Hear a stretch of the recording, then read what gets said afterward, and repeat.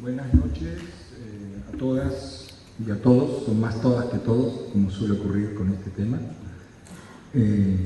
Muchísimas gracias a la rectora por sus palabras, que bueno, colocan en un cierto lugar lo que va a ser mi intervención. Muchísimas gracias al colega Pablo Tasso también por sus palabras, y ahora voy a retomar algo con respecto a ellas.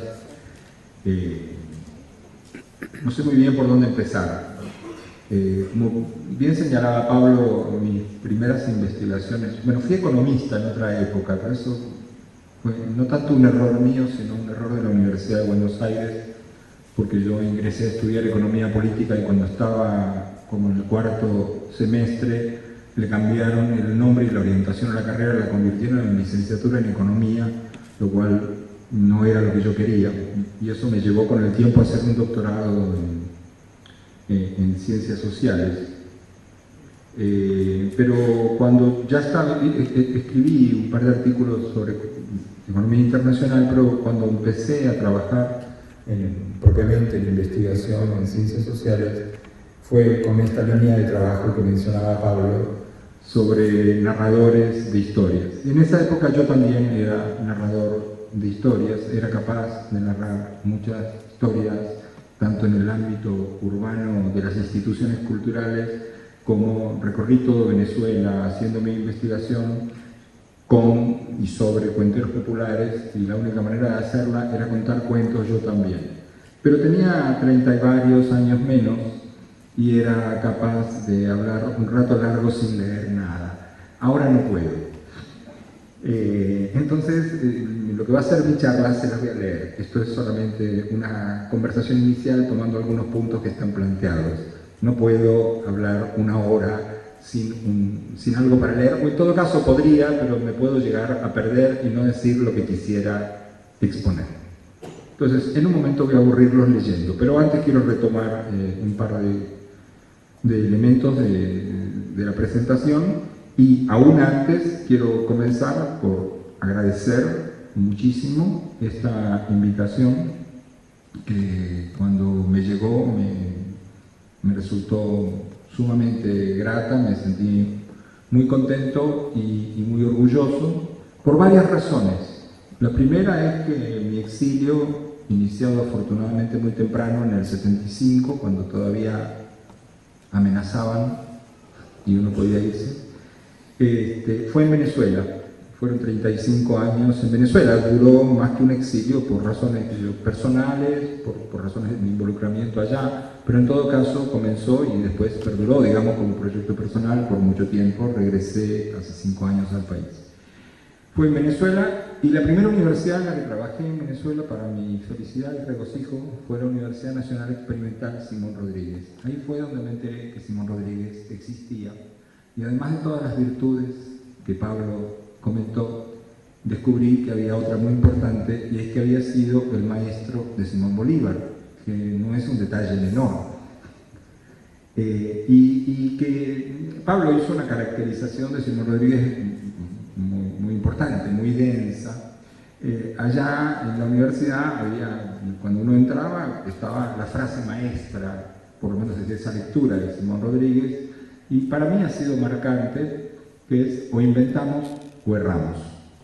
Y esto efectivamente creo que es muy importante, y es una importante inspiración para desafiar las formas de sentido común establecidas, que son camisas de fuerza, que nos impiden cambiar, que nos impiden transformarnos y transformar o participar en las transformaciones sociales, que creo que es uno de los principales sentidos que tiene el quehacer universitario. Entonces me sentí sumamente contento y orgulloso de que me invitara no solo a la Universidad Nacional de Santiago del Estero, se lo dije a Pablo, de que me emociona cuando me lo planteas así, porque era a inaugurar la cátedra Simón Rodríguez. Yo dije, como un premio para mí. Entonces comparto con ustedes esta felicidad. Cuando digo que me siento orgulloso que me haya invitado a la Universidad Nacional de Santiago del Estero, ustedes tienen la suerte de conocerme poco. Yo no soy de decir cosas para quedar bien, se van a dar cuenta cuando lea la conferencia. Lo digo sinceramente porque efectivamente, como señaló la rectora, y yo ya lo sabía por los estudios que estaba realizando, la Universidad Nacional de Santiago del Estero no solo es la pionera, sino tristemente la única, en la cual hay una licenciatura, o primero una tecnicatura, creo que ahora se está transformando en licenciatura en Educación Intercultural con mención en quechua. Parece mentira, en Argentina, donde 1 millón de personas en el censo del 2010 se autorreconocen como descendientes de pueblos indígenas, que haya hasta ahora una sola. Pero bueno, antes no había ninguna y de repente conseguimos que se contagie.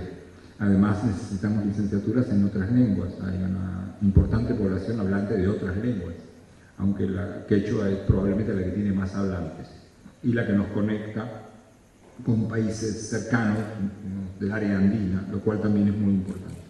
Entonces, para mí esto es muy importante.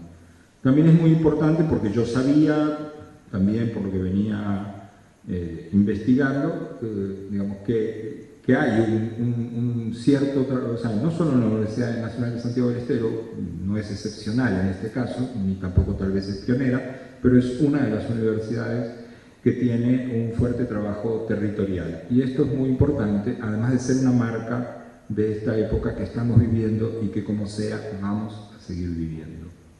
Entonces, para mí, estos fueron motivos de alegría y orgullo.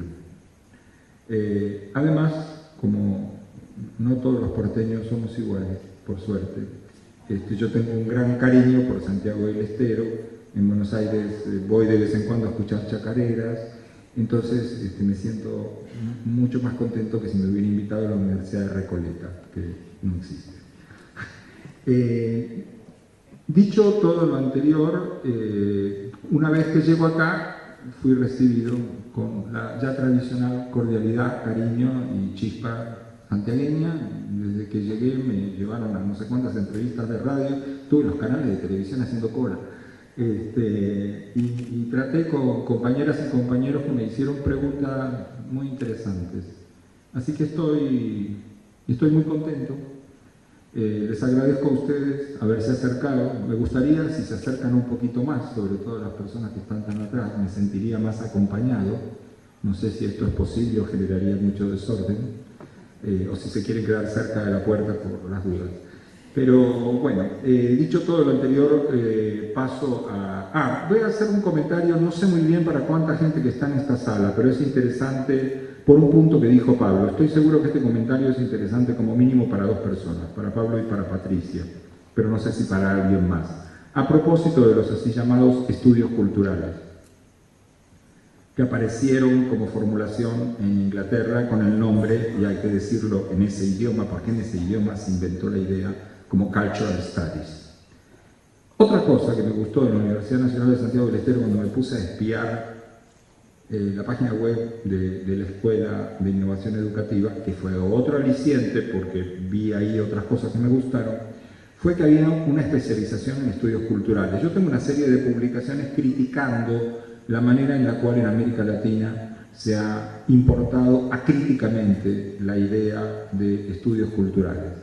Y me encantó cuando vi un par de seminarios del programa, porque vi que en la Universidad de Santiago del Estero, y es el único caso que conozco hasta ahora, puede que haya otro, pero lo dudo porque es un campo en el que trabajé bastante, la idea de estudios culturales no se estaba tomando acrítica y autocolonizadamente como algo que viene de Gran Bretaña. Sí, ellos pusieron el nombre y no carece de importancia, y ahora voy a hacer una referencia a eso, pero la manera en la cual aquí se plantea la especialización o diploma, no estoy seguro cómo se llama, en estudios culturales, es como fue en su momento en Inglaterra, y no como se terminó transformando dentro de la academia estadounidense, que es con un fuerte acento en la lectura local de los asuntos simbólicos sociales. Y eso me gustó mucho y es, creo, otra virtud para mí de esta universidad. Pero ¿saben qué? Esto no lo inventaron, la verdad, en Santiago del Estero. Lo inventaron realmente los pioneros de los estudios culturales en inglés, Stuart Hall, Raymond Williams, Hoover. Porque este programa se inicia, el de Cultural Studies en Inglaterra, precisamente como un programa extramuros de la Universidad de Birmingham, para trabajar con obreros y con sectores sociales que no tenían acceso a la universidad. Por cosas que tomaría mucho tiempo analizar ahora y que están en esas publicaciones mías que están en internet, hay todo un largo proceso de domesticación de ese impulso innovador revolucionario. No en balde, un par de ellos venían del marxismo británico, que siempre fue un marxismo muy crítico del estalinismo soviético, muy interesante. Por algunas historias, digamos, esto se termina domesticando y envasando dentro de la academia de los Estados Unidos como Cultural Studies y se transforma en un espacio para estudiar cosas, no sé cómo llamarlas. Pero me acuerdo, tuve la suerte de conocer a uno de los fundadores de esta escuela, Stuart Hall, de tratar con él en más de una oportunidad.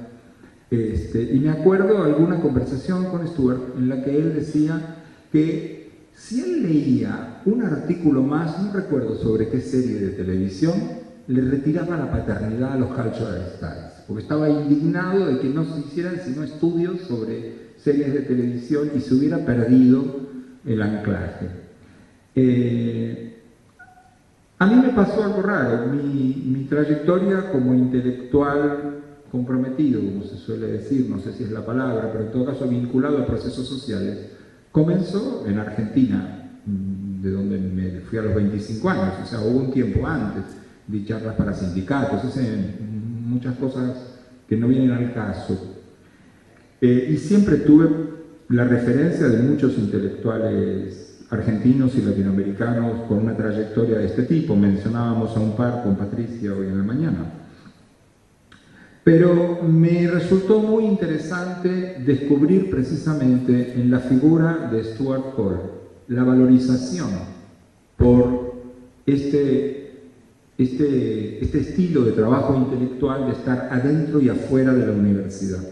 Y de no estar en la universidad con proyectos elitescos, pero sí con proyectos de calidad inclusivos, porque calidad e inclusión, y tiene que ver con la charla de hoy, no son antagónicos, son mutuamente condicionantes, porque calidad no es cantidad, y parte de la calidad es estar insertos, participar, trabajar en un territorio, en el sentido que la rectora lo mencionaba, un territorio no son las tierras, somos los grupos sociales que hemos desarrollado, estropeado también, pero desarrollado esos territorios. Entonces, es muy interesante esto porque un día, y esto también está en un par de artículos míos, pero lamentablemente esos están en inglés, están en traducción al español, porque un día hablando con Stuart Hall precisamente e invitándolo a participar en una publicación, él me dijo, traducido al español, habíamos compartido después de un congreso una cena, y yo le estaba haciendo esta propuesta a Stuart, y era para hacer una publicación de debate sobre la idea de estudios culturales. Y Stuart en ese momento me dice, traducido al español, mira Daniel, yo no escribo sobre estudios culturales, yo hago estudios culturales. Y le digo, pero ¿a qué se refiere por hacer estudios culturales? En este caso concreto. Yo estoy participando, me dice, muy activamente en unos debates sobre raza en Gran Bretaña que tienen que ver con propuestas que estamos llevando al Parlamento y que se desarrollan en los medios de comunicación. Bueno, seguimos hablando de otra cosa.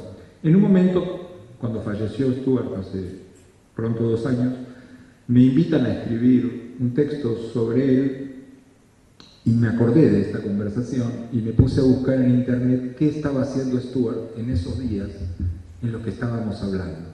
Y estaba participando en una comisión de notables, en este caso, que estaban interviniendo sobre debates de raza y sobre la necesidad de incluir las discusiones de raza en las universidades británicas. Y además con una propuesta que llegó al Parlamento y después el Parlamento le dio no sé qué suerte de seña de simpatía y llevó a ser discutida en todo el sistema de escuelas, de escuela básica, digamos, en su equivalente británico.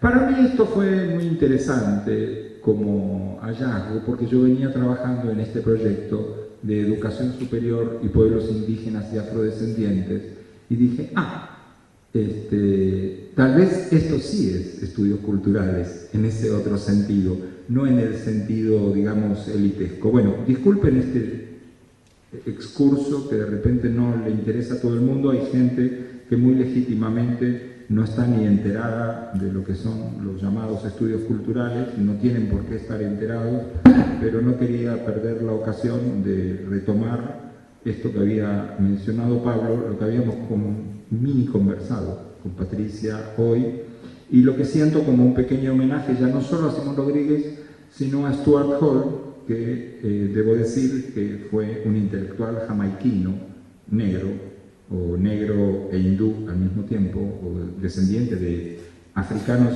y de indios de la India, que vivió la mayor parte, vivió y luchó la mayor parte de su vida, casi toda ella, porque estuvo en Jamaica, salió muy joven de Jamaica, en Gran Bretaña. Bueno, disculpándome por esta distracción, paso a leerles y trataré de no ser aburrido en la lectura. La educación ante los desafíos de las políticas de inclusión, diversidad epistémica e interculturalidad en América Latina. Las inequidades que afectan a pueblos indígenas y afrodescendientes constituyen un componente de la herencia colonial que continúa fuertemente enquistado en las sociedades latinoamericanas contemporáneas.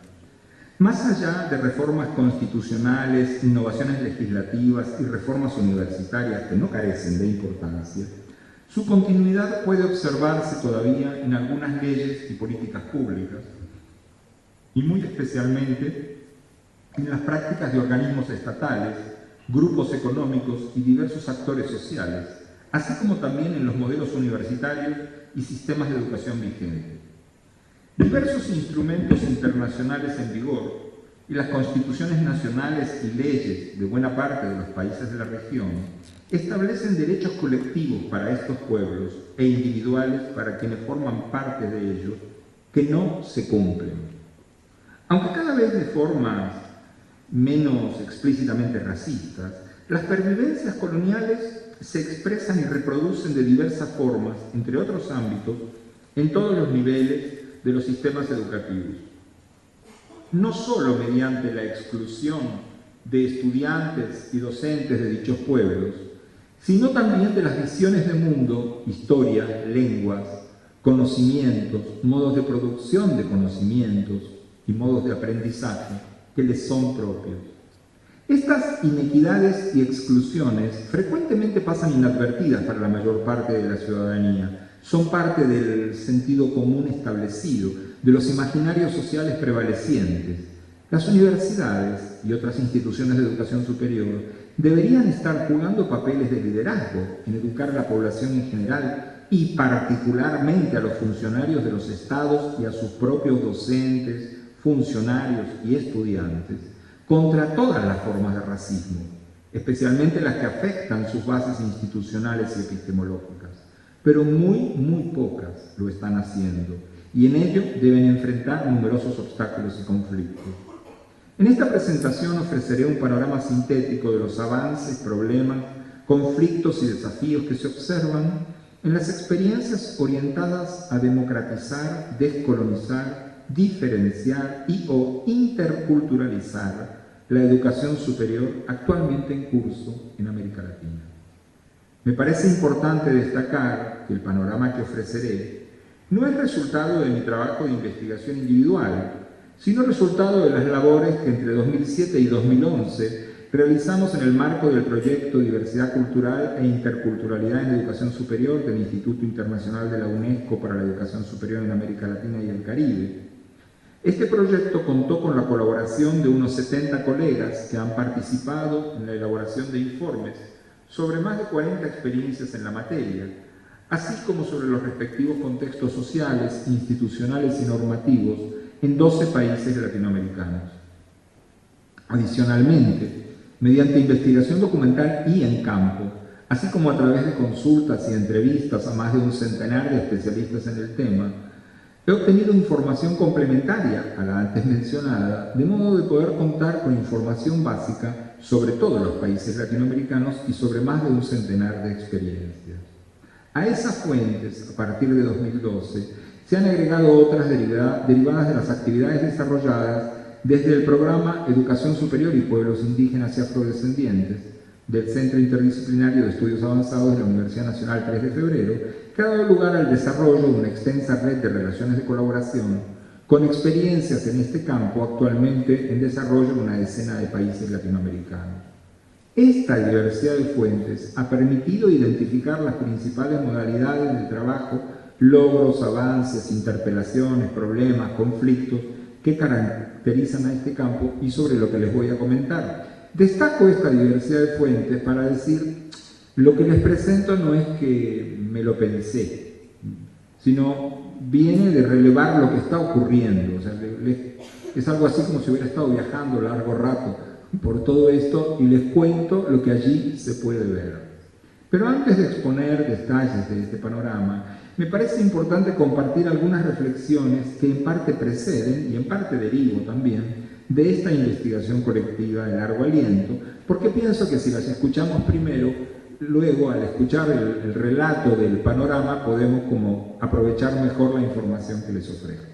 Entonces, generé en la organización de la charla un primer apartado al que le llamo democratizar, interculturalizar y descolonizar la educación superior. Frecuentemente las ideas y políticas llamadas de democratización de la educación superior se asocian a interpretaciones de la idea de inclusión que no solo resultan etnocéntricas, sino que además son reductoramente entendidas en términos cuantitativos. Yo les dije que no siempre soy complaciente con las cosas que comento. Especialmente desde la gestión pública y los debates políticos, el asunto suele manejarse a través de referencias a estadísticas de gasto público e indicadores de matrícula y graduación. Si bien no faltan referencias a asuntos de pertinencia social, estas suelen ser bastante retóricas, pues no resulta sencillo expresarlas a través de indicadores apropiados al lenguaje de la gestión pública y el debate político. En este marco, las políticas de democratización de la educación superior rara vez incorporan las demandas y propuestas que al respecto han venido formulando las organizaciones indígenas y afrodescendientes. Más aún, ni siquiera cumplen con los derechos consagrados en las respectivas constituciones nacionales, o bien solo lo hacen de maneras muy parciales.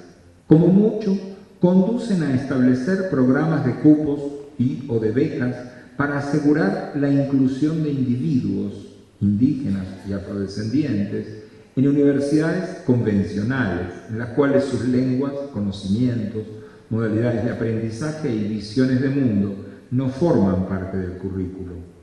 Más excepcionalmente contribuyen a la creación de programas especialmente dirigidos a estudiantes de esos pueblos que suelen calificarse de interculturales, pero continúa ignorándose que en sociedades pluriculturales la educación intercultural debe ser para todos los grupos sociales y a todos los niveles del sistema educativo.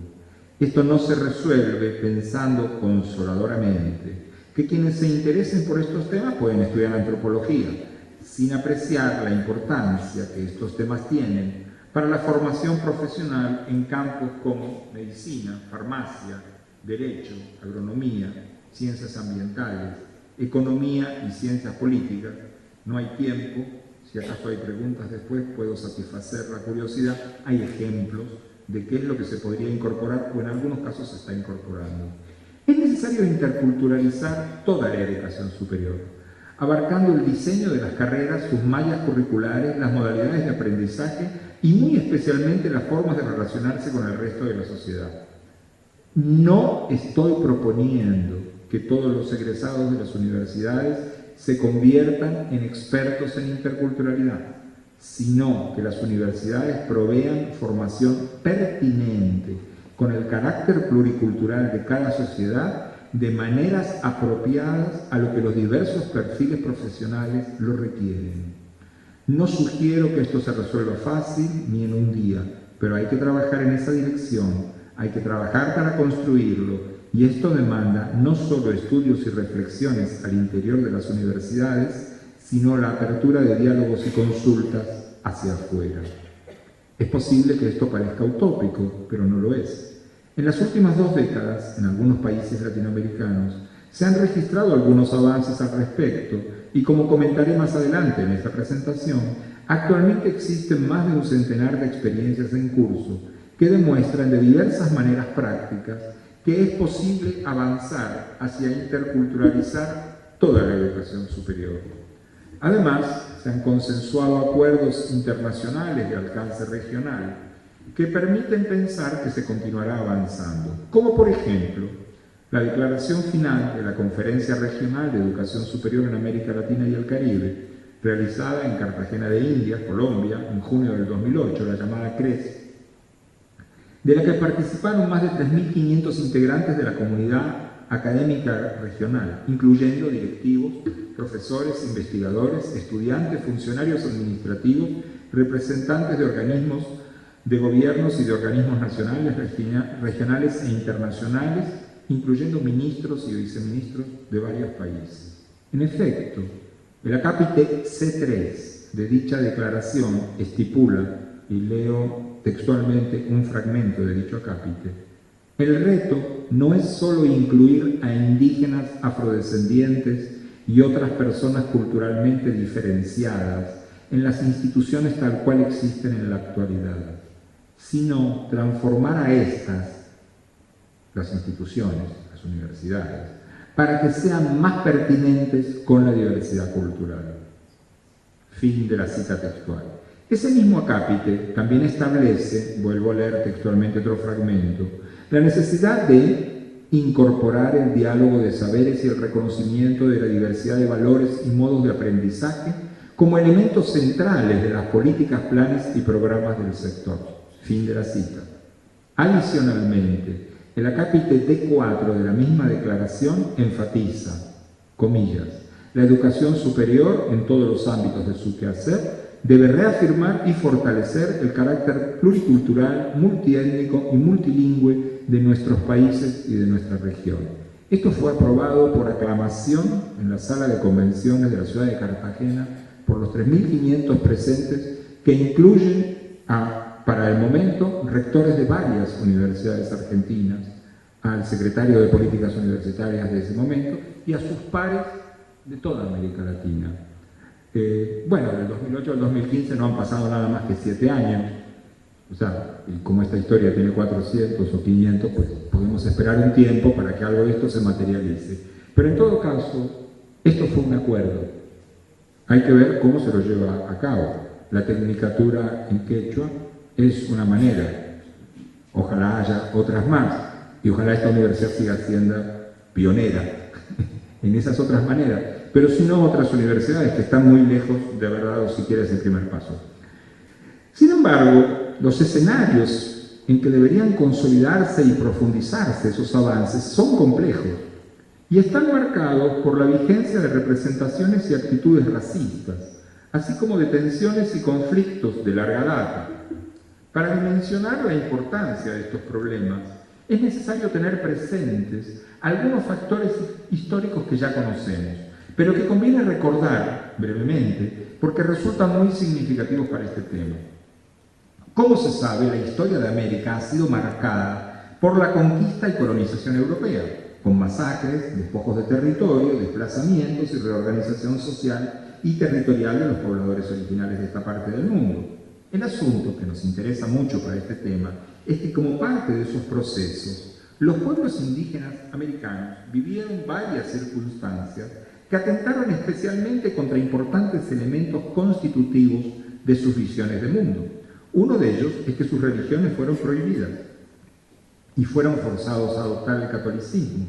Otro es que también sus lenguas fueron prohibidas, cuanto menos su uso en espacios públicos y especialmente en la escuela, cuando accedieron a ellas. Otro tanto ocurrió con sus conocimientos ancestrales, particularmente, pero no solo, los relativos al campo de la salud, que los colonizadores asociaron a la idea europea de brujería. La fundación de las nuevas repúblicas en el siglo XIX de ningún modo acabó con estas condiciones. Los nuevos estados continuaron muchas de estas prácticas y a través de sus políticas educativas y culturales desarrollaron imaginarios nacionales homogeneizantes negadores de las diferencias, que como mínimo, de maneras sutiles, continúan segregando a esos pueblos y negando todo valor a sus cosmovisiones, idiomas, conocimientos y valores, lo cual en algunos casos se articula con discursos y prácticas folclorizantes y romantizadoras del pasado de esos pueblos, cosa que ocurre en varios países latinoamericanos. México en esto es campeón.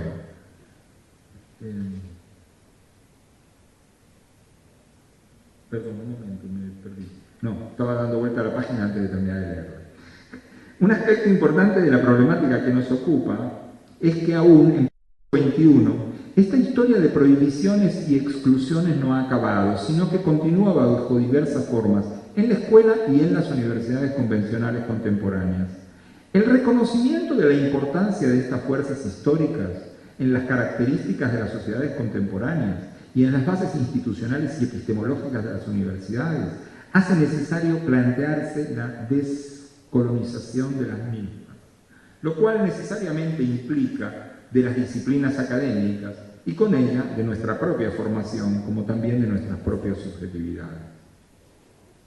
Un segundo apartado a propósito de esto, al que titulé Diferentes visiones de mundo, diferentes epistemologías, diferentes proyectos de futuro. En la actualidad son extremadamente escasas las comunidades de pueblos indígenas y afrodescendientes que viven aisladas de las instituciones, tecnologías y productos de los estados y sociedades nacionales de las que, lo deseen o no, forman parte. Por el contrario, se registran interrelaciones que según los casos datan de siglos atrás o cuando menos de ya muchas décadas. Por esto nos resulta realista pensar en culturas ancestrales puras, ni en aproximarse al tema que nos ocupa con visiones dicotómicas. La experiencia de campo y abundante bibliografía permiten afirmar que diversos tipos de mestizajes o hibridaciones culturales son lo más frecuente, al punto que numerosas organizaciones y dirigentes indígenas crean universidades, así las llamen propias o indígenas, y con ello planteen significativas disputas de sentido y orientación de sus prácticas, o bien reclaman acceso a las universidades convencionales. No obstante, el desarrollo de estos procesos sociales de larga data y amplio alcance geográfico y demográfico no ha conducido a la desaparición de las visiones de mundo, lengua, conocimientos ancestrales y modos de aprendizaje y producción de conocimientos característicos de estos pueblos. Tampoco ha anulado la vigencia de diferencias entre lo que suele llamarse la ciencia moderna, en tanto modo de producción de conocimientos, y los modos de producción de conocimiento propios de la mayoría de los pueblos indígenas y afro-latinoamericanos. Estos diferentes modos de producción de conocimientos no son elementos aislados, sino que están asociados a las diferentes visiones de mundo de las llamadas sociedades occidentales modernas y de los pueblos en cuestión.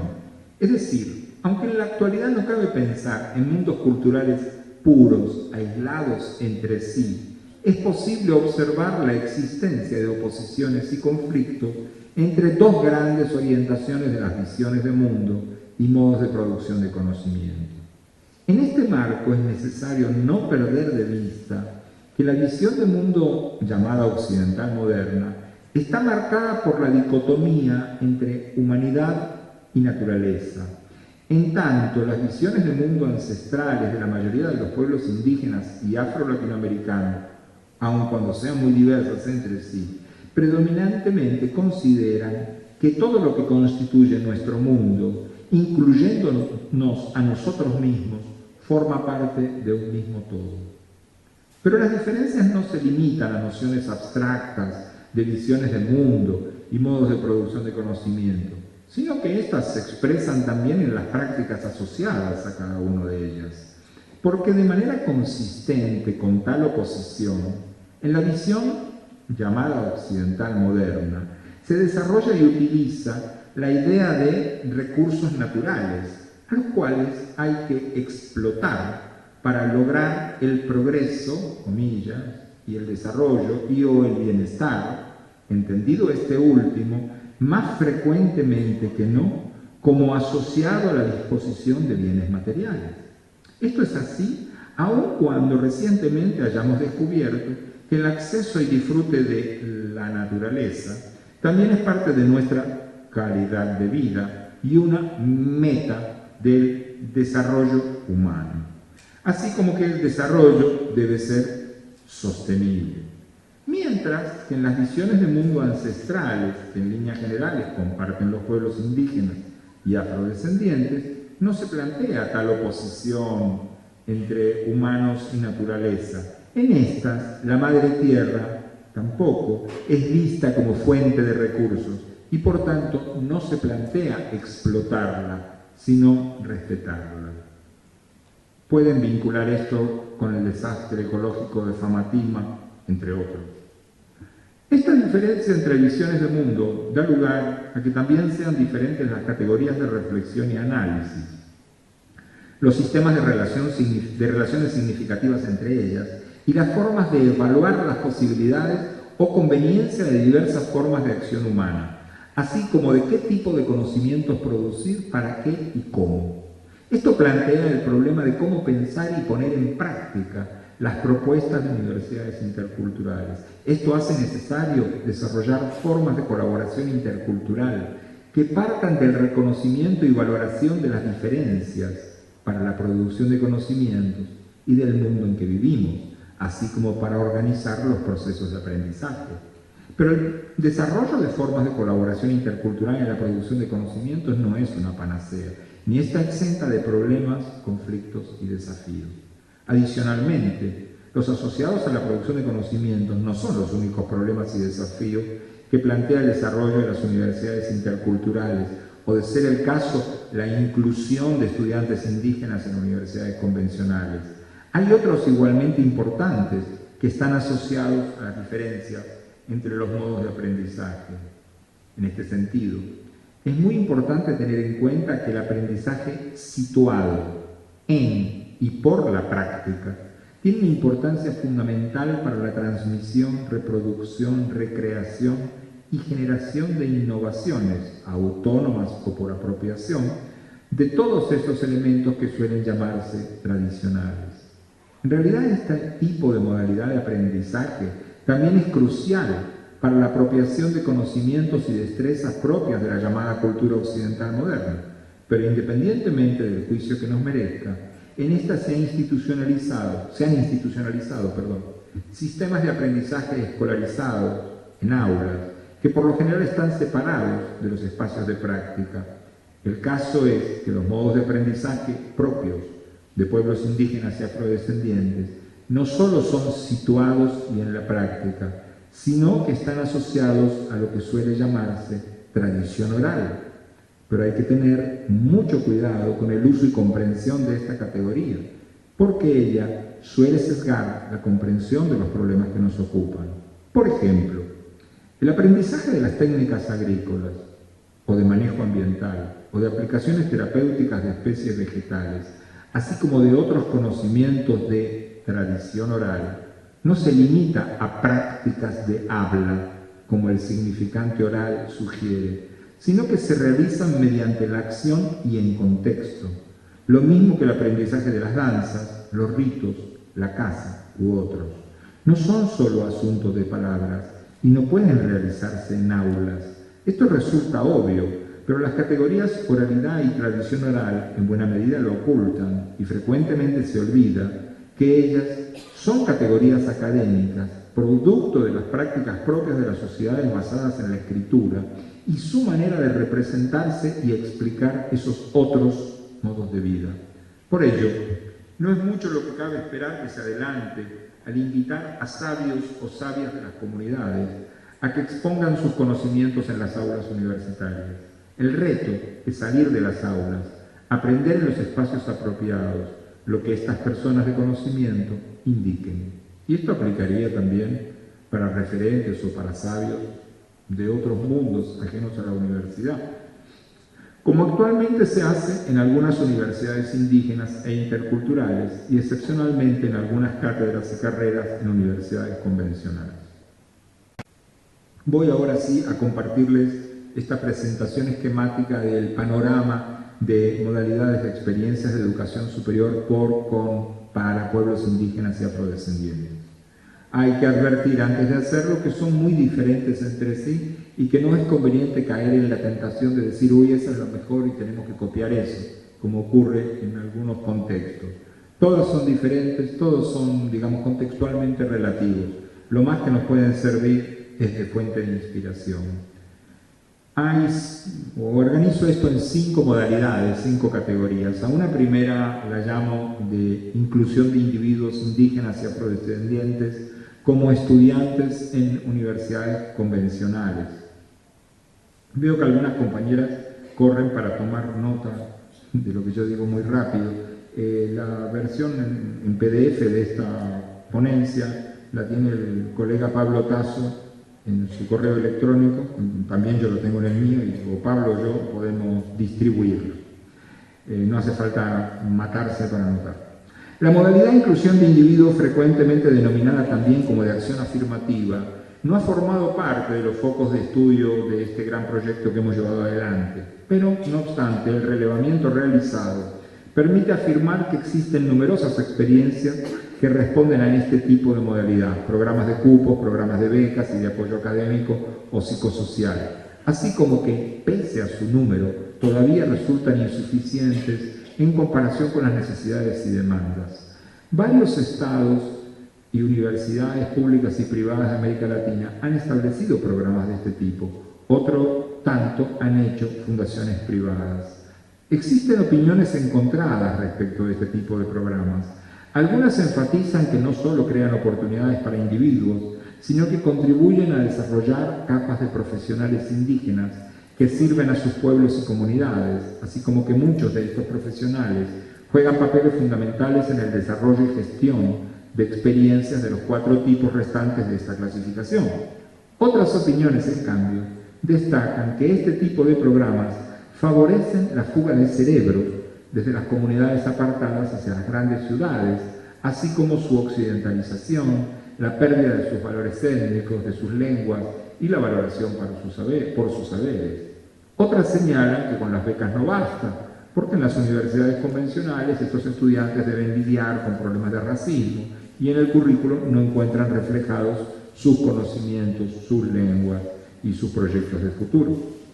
Un segundo tipo de experiencias las podemos denominar como programas de formación conducentes a títulos u otras certificaciones creados por universidades u otras instituciones de educación superior convencionales.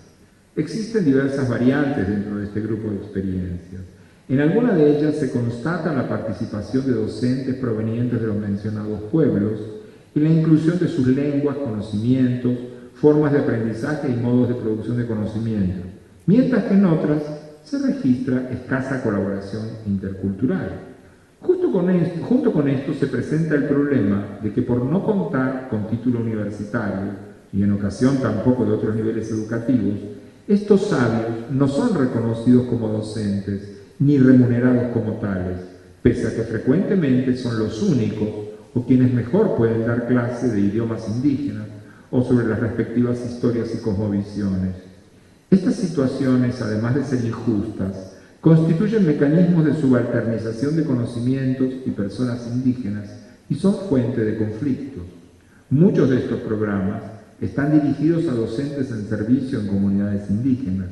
Aprovechando esta posibilidad, suelen combinar modalidades de enseñanza en las aulas universitarias con formas de enseñanza-aprendizaje en servicio en las escuelas de las comunidades en las cuales estos estudiantes universitarios son docentes. Muchas de estas experiencias están orientadas a la formación de docentes para programas de educación intercultural bilingüe a diversos niveles del sistema educativo. Esta es otra modalidad de la que existe un número importante de experiencias. Y acá menciono algunas, pero para ahorrar tiempo no voy a comentarles, digamos, no voy a dar nombres de experiencias que tomaría más tiempo, pero tenemos registradas más de 20 en distintos países.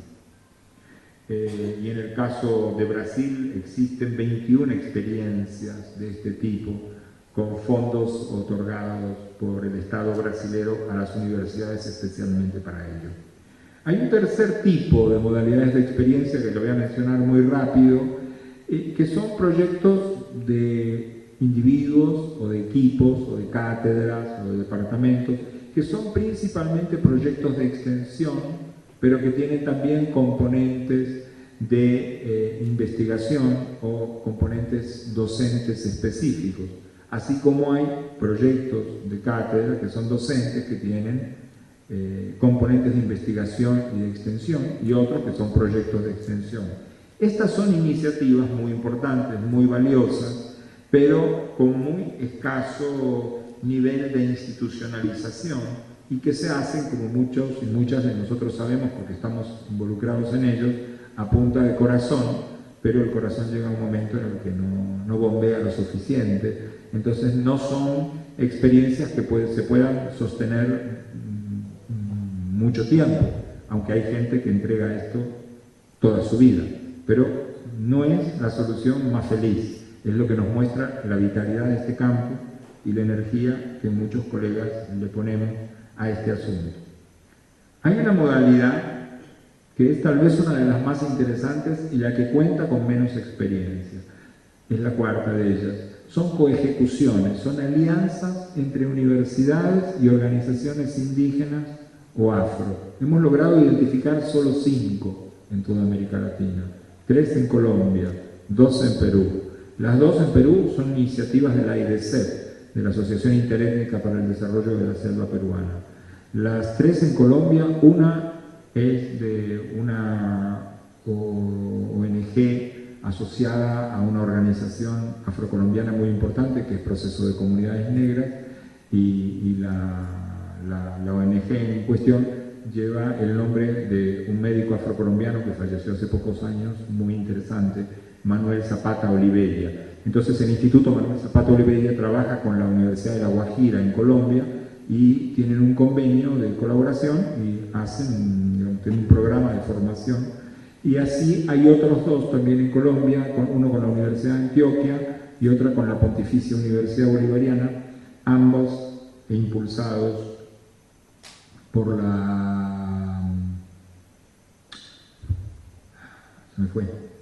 por la Organización Indígena de Antioquia en Colombia, en el departamento de Antioquia, cuya capital es Medellín.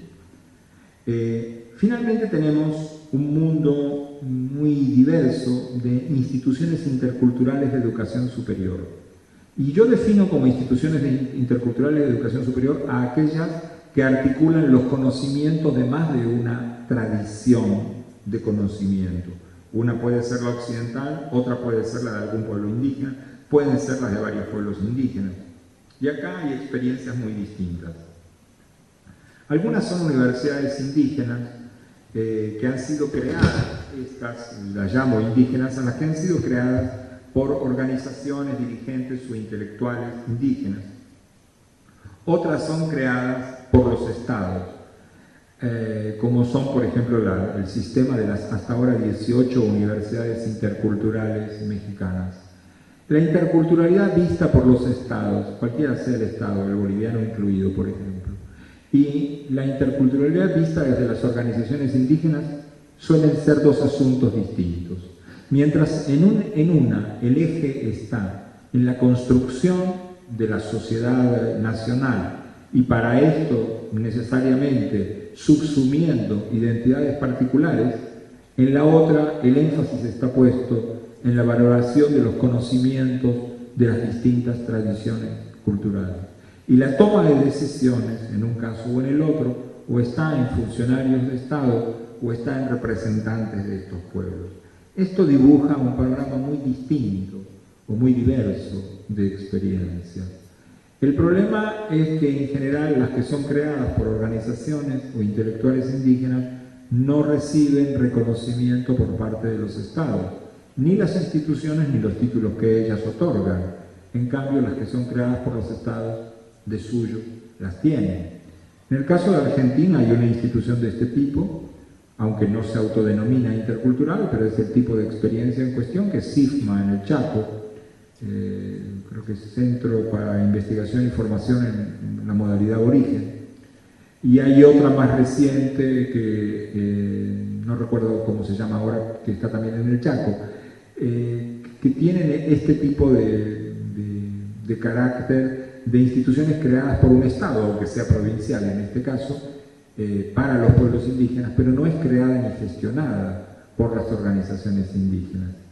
En Colombia hay una experiencia emblemática que es la de la UAIN, la Universidad Autónoma Indígena Intercultural, que es creada por la coordinadora regional, CRIC, la coordinadora regional indígena, se me van las palabras, del Cauca, que es muy importante, pero los títulos que otorgan no son reconocidos por el Estado colombiano.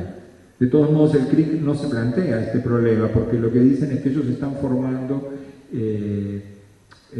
a sus alcaldes, porque el CRIC maneja por derecho constitucional un territorio muy importante, para lo que son sus alcaldes dentro de su territorio, para lo que son las autoridades locales, están formando educadores para sus escuelas, porque el CRIC tiene todo un sistema educativo que arrancó con la escuela básica y llegó hasta la universidad.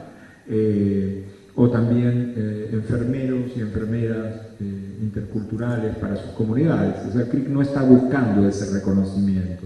En cambio, una universidad semejante que fue creada en Ecuador por la CONAIE, por la Confederación de Nacionalidades Indígenas del Ecuador, la Universidad Amautaihuasi en quichua es Casa del Saber, fue cerrada por el gobierno de Correa, que se da cierto lustre, pero que es cuestionable, por lo menos en el tema indígena, fue cerrada hace cosa de 2 o 3 años, luego de una evaluación hecha por el organismo equivalente de lo que sería en Argentina la CONEAU, que en el caso de Ecuador se llama SEACE. O sea, hay todo un mundo muy complejo.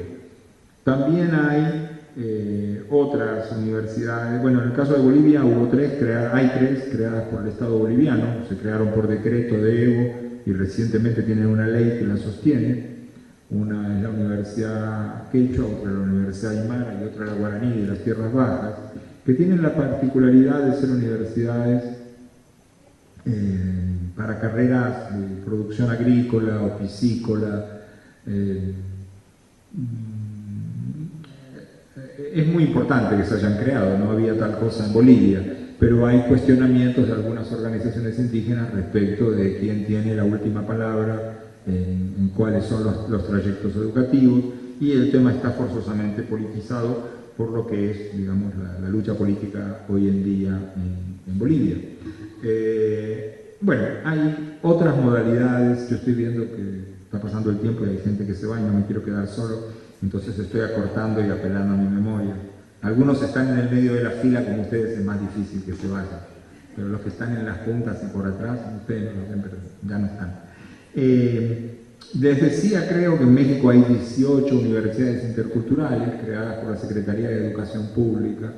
Es una iniciativa muy importante, yo creo que es la iniciativa más importante tomada por un Estado nacional en esta materia, pero tiene muchos problemas que tienen que ver con que las autoridades de estas universidades, esto pasa un poco también con las bolivianas, son designadas, en este caso, a diferencia del de Bolivia, que son por el Estado nacional, por acuerdos entre los gobiernos de los estados de la Federación Mexicana y el Estado nacional, y ahí hay 1000 problemas, y en este mismo momento hay 4 de estas universidades que están en paro desde hace mucho tiempo. No obstante, yo creo que son iniciativas importantes, y a mí me encantaría que fuera con el modelo boliviano o con el mexicano, en Argentina tuviéramos alguno de estos problemas. Me sentiría muy feliz de que al menos diéramos el paso que nos lleva a experimentar esos problemas y tratar de resolverlos, y no que estemos, como es el caso en la Argentina, con 2 proyectos de ley en el Congreso de la República, uno presentado por la diputada Alcira Argumedo hace ya 4 años, y otro presentado por un diputado del Chaco, cuyo nombre no recuerdo, junto con una asociación presentado hace menos de un año. El de Alcira no tiene mucho chance porque no tiene, digamos, una mayoría de votos en el Congreso, pero el que se presenta el diputado del Chaco sí, y no obstante tampoco baja a piso y se somete a votación. O sea, hay problemas que son del Estado argentino, hay problemas que son de la sociedad argentina, hay problemas históricos que no vamos a resolver en 3 minutos, pero tenemos que tratar de avanzar. Hay otras modalidades de experiencias. Tal vez el caso más feliz en este caso es el que se ha dado por circunstancias muy particulares en Nicaragua, en el contexto de la guerra entre los sandinistas y los contras, porque ahí las poblaciones de los estados, de los departamentos de la costa caribe nicaragüense, que tienen la particularidad de que en ellas hay pueblos indígenas y también afrodescendientes de habla creole, una variante caribeña del inglés, liderazgos locales de lo que se llaman las regiones autónomas en la costa caribe nicaragüense, norte y sur, son dos regiones, que es un poco como la figura que en alguna época tuvo en la división política argentina la idea de territorio federal. En este caso son regiones autónomas, los territorios federales no eran autónomos, pero digamos, no es que son provincias, tienen un estatuto particular. Aprovechando ese estatuto y aprovechando la situación de la guerra, liderazgos locales, tanto de pueblos indígenas como afro, en un caso un conjunto de liderazgos más bien prosandinistas y en el otro más bien pro-contra, pero como suele ocurrir con estos liderazgos locales, más que prosandinistas o pro-contra, son pro los intereses de esos pueblos en esas localidades, jugando con la batalla nacional para ver cómo colocan su agenda. Esto dio lugar a la creación de dos universidades en Nicaragua. Una se llama Huracán, sin H, con doble C, Universidad de las Regiones Autónomas de la Costa Caribe 2C, nicaragüense, y la otra se llama Bluefields Indian Caribbean University, porque tiene su nombre en creole y porque Bluefields es el nombre de una localidad. El caso es que después de que lograron ser creadas, hoy estas dos universidades, que son interculturales y comunitarias, como se definen a sí mismas, y que tienen en toda su historia, en su gestión y en su gobierno, una amplia participación de liderazgos indígenas y afrodescendientes, forman parte del Sistema Nacional Universitario de Nicaragua y reciben, como toda universidad pública nicaragüense, una parte del presupuesto nacional. Por supuesto, una parte insuficiente. Pero en realidad en esto están mejor que las universidades no interculturales, porque como tienen este carácter experimental tan atractivo, han logrado captar fondos de cooperación internacional que la Universidad Nacional de Nicaragua no capta. Entonces, están bastante bien. Ambas tienen alrededor de 10.000 estudiantes, lo cual en la escala de Nicaragua es muchísimo. La Universidad Nacional tiene 40.000, la llamada Universidad Nacional. En Nicaragua creo que hay como 14 universidades públicas aproximadamente. Estoy tratando de recordar de memoria la tabla. Bueno, hay casos muy distintos unos de otros.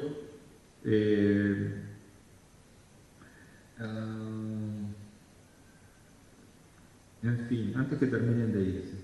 Logros, problemas y desafíos. Los estudios realizados han permitido identificar los logros, problemas y desafíos más salientes de tres de los tipos de experiencias antes mencionados: los programas de formación especiales, conducentes a títulos, las coejecuciones y las instituciones interculturales. Logros son los que, digamos, la manera en que los he armado, son 8. Y los problemas y desafíos, la manera en que los he armado, son 8. Se los leo. Luego de eso, los conflictos, unos comentarios finales y después nos vamos. Los principales logros de los programas coejecuciones, universidades y otras instituciones interculturales estudiadas son: 1. Mejoran las posibilidades de que personas indígenas y afrodescendientes accedan a oportunidades de educación superior y culminen exitosamente sus estudios. 2. Ajustan su oferta educativa a necesidades, demandas y proyectos de las comunidades y las relacionan con oportunidades locales y regionales de empleo, generación de iniciativas productivas y servicio a la comunidad. 3. Desarrollan modalidades participativas de aprendizaje centradas en la investigación aplicada. 4. Integran docencia, aprendizaje, investigación y servicio a las comunidades. 5. Integran diversos tipos de conocimientos y modos de producción de conocimiento. 6. Promueven la valorización y, según los casos, incorporan lenguas y conocimientos propios de estos pueblos y comunidades contribuyen proactivamente a su fortalecimiento y realizan investigación sobre ellos. 7. Desarrollan docencia e investigación orientadas por criterios que, según los casos, expresan valoración de la diversidad cultural, interculturalidad, equidad, inclusión, gobernabilidad democrática, desarrollo sostenible. 8. Forman egresados que contribuyen al desarrollo sostenible local y regional y al mejoramiento de la calidad de vida de sus comunidades. Problemas y desafíos. Los problemas y desafíos más frecuentemente enfrentados por estas coejecuciones, programas e instituciones interculturales son: 1. Insuficiencia y o precariedad presupuestaria. 2. Actitudes racistas por parte de funcionarios públicos y diversos sectores de población que afectan el desarrollo de sus actividades. 3. Dificultades derivadas de la rigidez de los criterios de evaluación aplicados por las agencias de los estados encargadas de otorgar acreditación. 4. Obstáculos institucionales derivados de la rigidez de procedimientos administrativos que afectan a la ejecución de sus planes y actividades. 5. Obstáculos institucionales derivados de la rigidez de criterios académicos aplicados por las universidades convencionales, dentro de las cuales funcionan algunos programas de estos de tipo especial. 6. Dificultades para conseguir docentes y otro personal con adecuada sensibilidad y recursos personales y técnicos para el trabajo intercultural. 7. Dificultades económicas de los estudiantes para poder dedicarse más y mejor a su formación. 8. Insuficiencia de becas. Conflictos. Los estudios realizados permiten identificar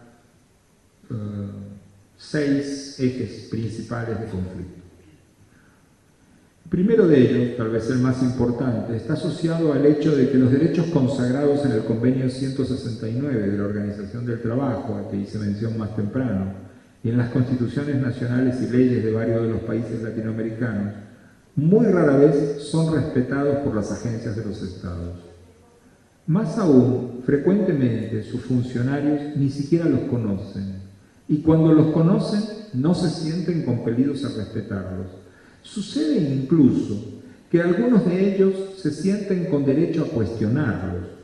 La escucha de presentaciones formales de algunos de estos funcionarios, así como conversaciones sostenidas con algunos de ellos, me han llevado a concluir que esa escasa disposición a honrar los derechos de pueblos indígenas y afrodescendientes, establecidos en constituciones, leyes y convenios internacionales, así como su pretendido derecho a cuestionarlos, están asociados a sentimientos racistas que se exteriorizan en expresiones que denotan lo que podríamos llamar racismo epistemológico, desprecio por los conocimientos de pueblos indígenas y afrodescendientes, cuando no franca negación de su existencia.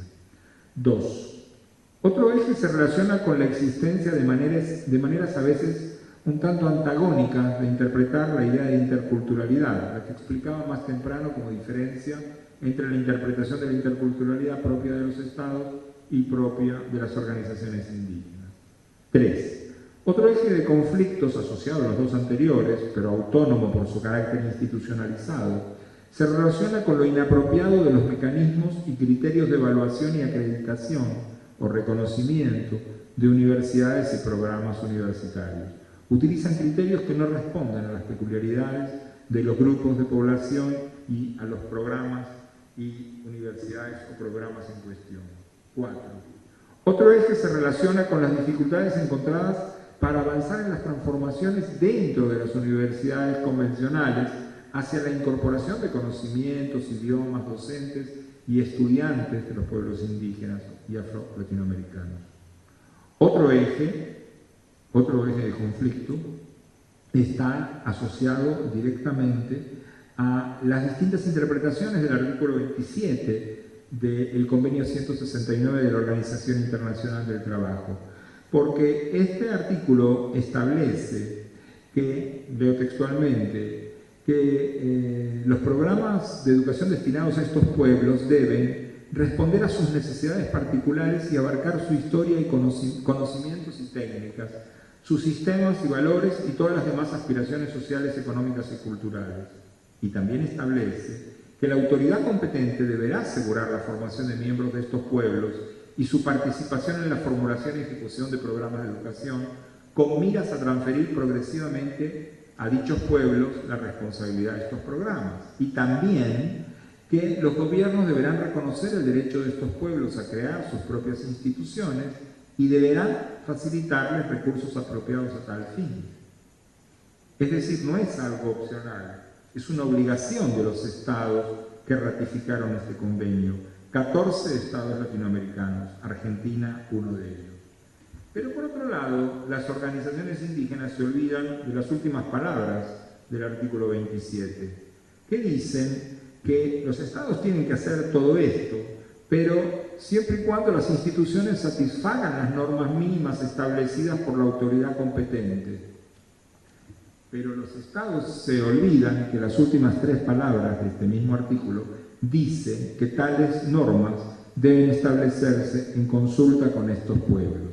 Es decir, aquí hay terreno para distintas interpretaciones y para un forcejeo político importante, que es el que estuvo en juego antes del cierre de la Universidad Mauta Iguazzi en Ecuador.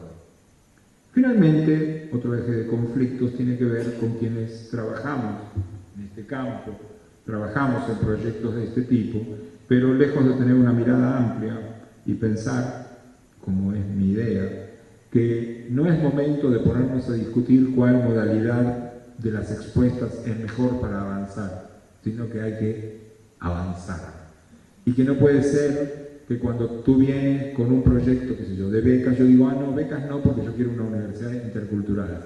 Y sale el otro y dice, no, una universidad intercultural no, porque yo creo que tiene que ser una universidad indígena. Entonces nadie se apoya con nadie, nadie contribuye al proyecto de otro, y hay en esto, como en otros campos, luchas internas que conspiran contra toda posibilidad de avanzar en esto. Ideas para estimular nuestros intercambios, si les quedan fuerzas y tiempo para esto. No es suficiente con que las universidades incluyan personas indígenas y afrodescendientes como estudiantes, docentes y funcionarios dentro de su vieja institucionalidad, que es expresión viva del legado colonial. Esta meta constituye una demanda legítima que resulta consistente con los derechos consagrados tanto en las constituciones nacionales de casi todos los países latinoamericanos, 14, como en los convenios internacionales suscritos por la mayoría de ellos. No es solo el 169 del OIT, son 15. Pero el 169 del OIT es el más importante en esto. Si bien legítima y aún pendiente de ser satisfecha, y probablemente un muy importante primer paso que toda universidad convencional debería dar, la meta de inclusión de individuos no es suficiente. Para superar el legado colonial, es decir, para descolonizar a las universidades, estas deben reformarse a sí mismas, procurando ser pertinentes con la diversidad cultural propia de las sociedades en las que forman parte, como lo establece el acápite C3 de la declaración final de la Conferencia Regional de Educación Superior que antes había leído. Tenemos que comprender que sin colaboración intercultural en la producción de conocimientos sobre las sociedades pluriculturales contemporáneas de las que formamos parte, es imposible comprender nuestra experiencia social. Sin esa colaboración intercultural, la comprensión de significativos aspectos jurídicos, históricos, políticos, económicos, sociales y otros de nuestras sociedades siempre será sesgada y parcial.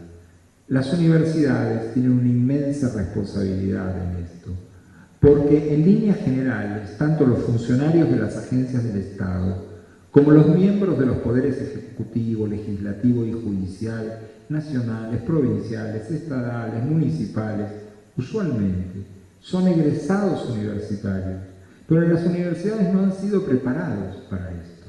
No solo no suelen conocer con propiedad los derechos que las constituciones e instrumentos internacionales establecen, peor aún, ignoran todo o casi todo respecto de los pueblos indígenas de sus propios países y de localidades aledañas a donde han sido educados. Son graduados universitarios, pero absolutamente ignorantes en esta materia. Las universidades deberían crear programas para educar a todos los funcionarios y tomadores de decisiones, y muy especialmente a los de los ministerios de educación y las agencias de evaluación y acreditación de universidades, y también para sus propios funcionarios. Entre otras cosas, es necesario que comprendan que la evaluación de los programas e instituciones interculturales de educación superior, como las de sus docentes e investigadores, requiere diseñar instrumentos que tomen en cuenta la especificidad de las propuestas y de los contextos en que se desarrollan. Es necesario revisar los criterios de evaluación y acreditación de las universidades y programas, así como los aplicados para la asignación de fondos para investigación y proyectos, para asegurar que estos respondan a criterios de reconocimiento y valoración de la diversidad cultural y la interculturalidad con equidad. Estos criterios deben responder a las peculiaridades de los diversos tipos de universidades y programas universitarios. Además, y muy importante, es necesario cambiar radicalmente los estilos de evaluación de los programas, universidades y otros tipos de instituciones interculturales o indígenas. Estos suelen ser procesos de carácter punitivo que las agencias de evaluación y acreditación de los estados emprenden autoritaria y unilateralmente, aplicando instrumentos propios o escasamente consultados. No son procesos interculturales equitativos. En fin, queda mucho por hacer. Muchas gracias.